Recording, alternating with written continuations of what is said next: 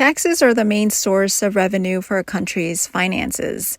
Many Chinese criticize the high taxes in Western countries, but over 90% of Chinese people are unaware of how much tax they pay every day. In the U.S. and many developed countries, the main types of taxes are direct taxes, like income tax. In China, however, a significant type of tax is hidden and unseen by taxpayers, known as indirect taxes.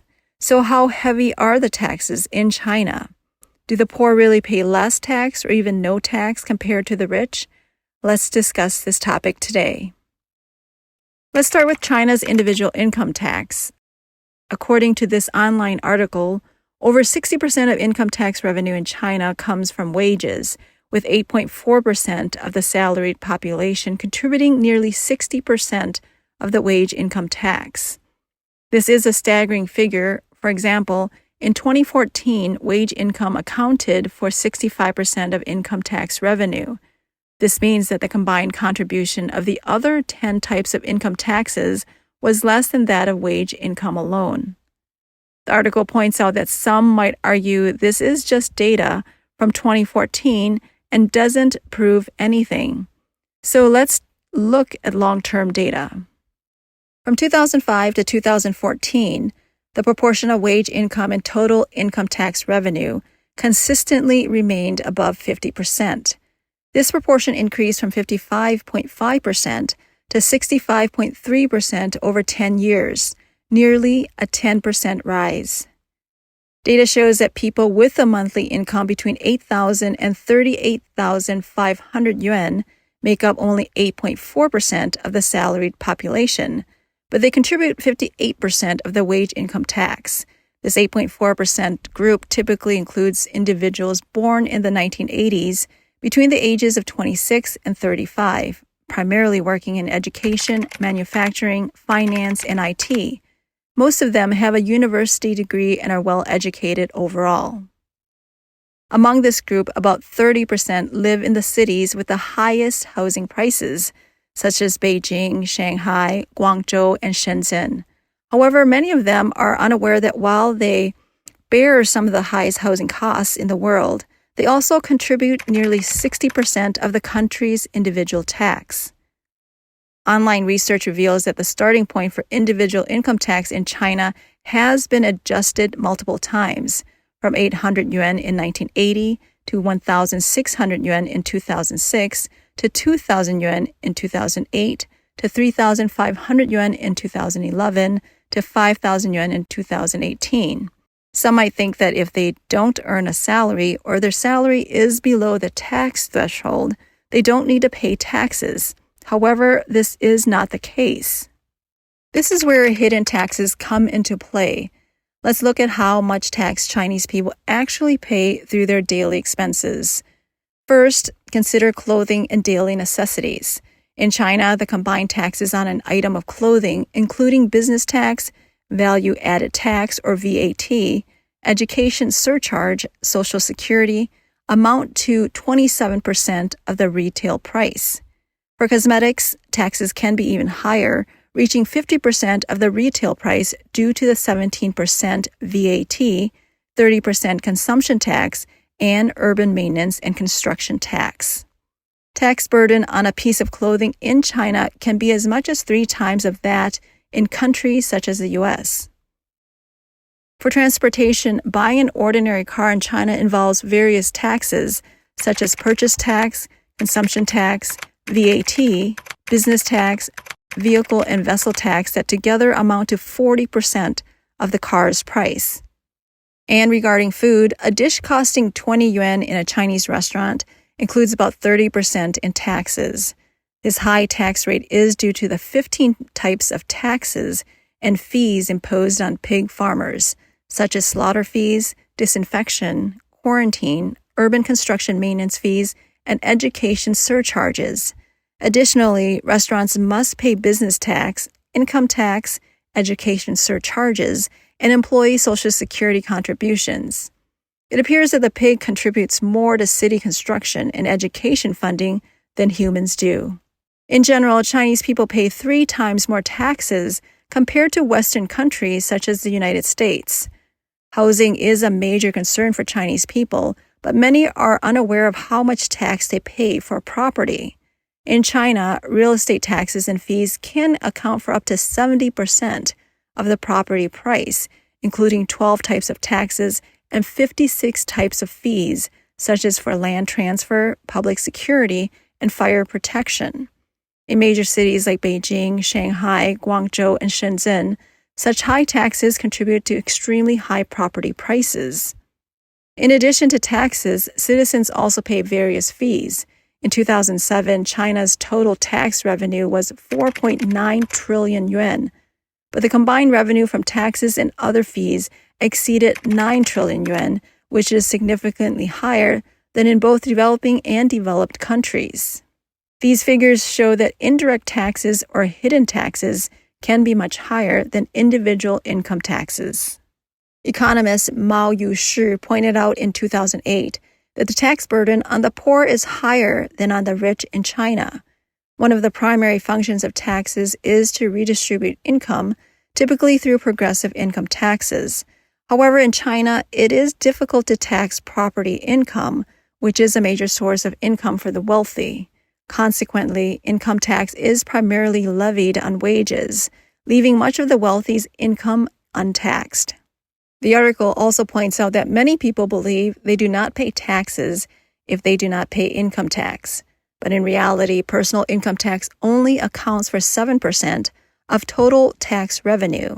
The remaining 93% comes from various indirect taxes that are not explicitly disclosed to taxpayers.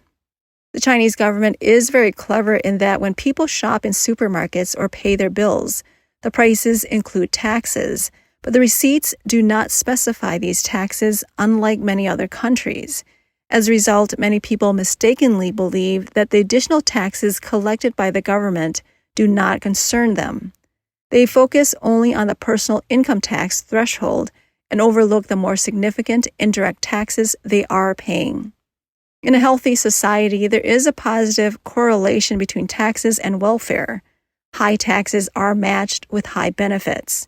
For example, European countries generally have high taxes, but also provide extensive welfare benefits, such as free education, health care, housing subsidies, and various allowances. This ensures a high quality of life for its citizens.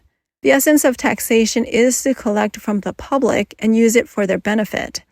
Citizens pay taxes in exchange for government-provided welfare services, ensuring material security.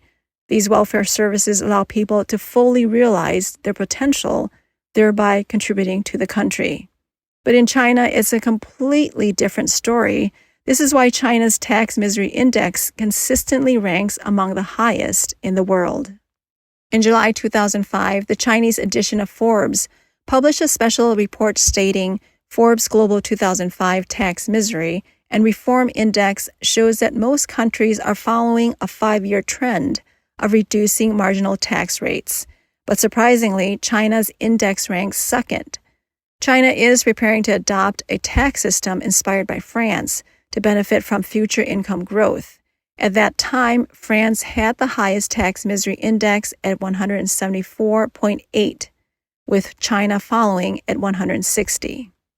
Subsequent Forbes Global Tax Misery Index rankings have consistently placed China in second or third place globally. For instance, in 2007, China ranked third. In 2009 and 2011, China's ranking jumped to second place. As of 2023, China remains at the forefront. According to the Forbes 2023 index, China is still the country with the heaviest tax burden among Asian economies, ranking third globally with a tax misery index of 152. So what exactly is the tax misery index?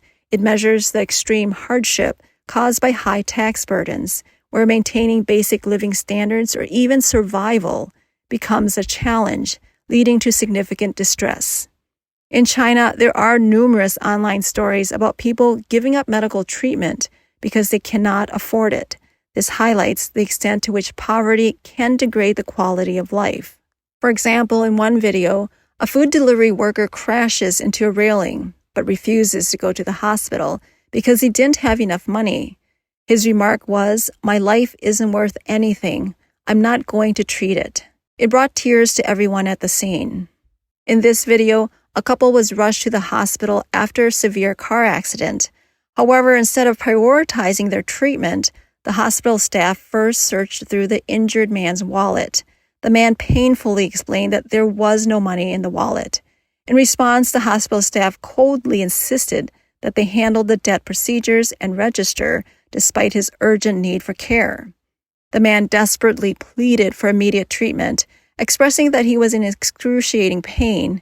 It turned out that the couple, both in their 30s, had only 20 yuan between them.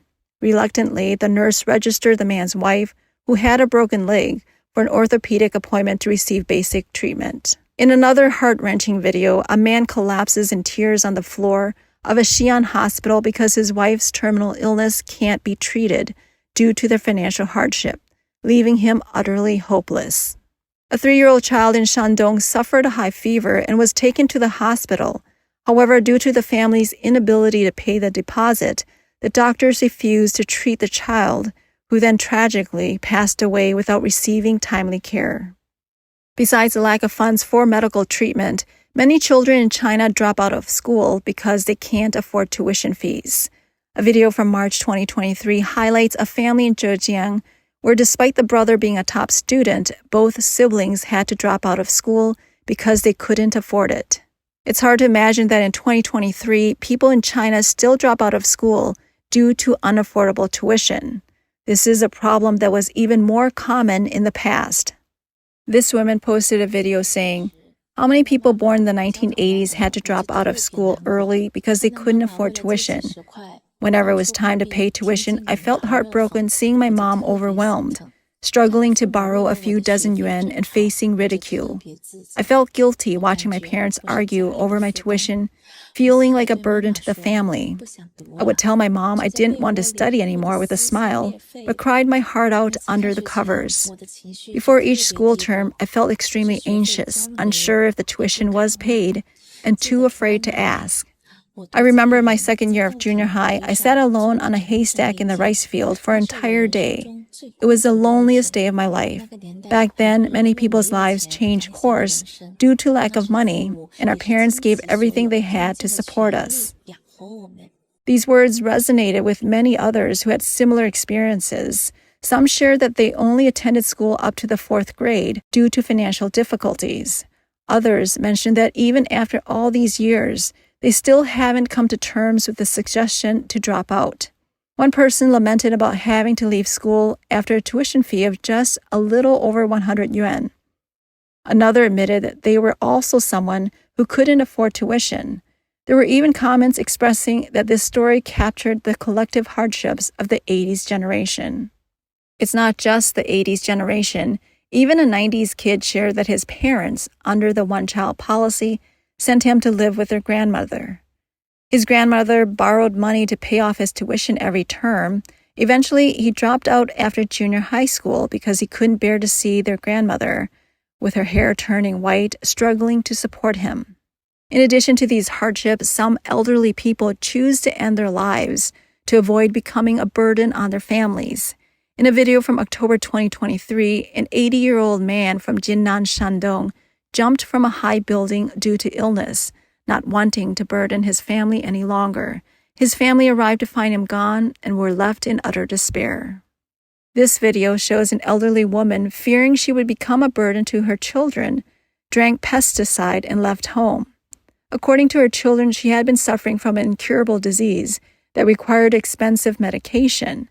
To pay for her treatment, her children started working at a young age. Feeling that her condition was beyond cure and not wanting to further burden her children, the mother chose to end her life this way. In her final moments, she was still in the kitchen preparing meals for her children, worried they might go hungry. These stories evoke not only sadness, but also a pressing question. Why, despite working diligently all their lives, do so many people remain poor? From the examples above, it becomes clear that in China, there are virtually no guarantees for education, healthcare, or elderly care.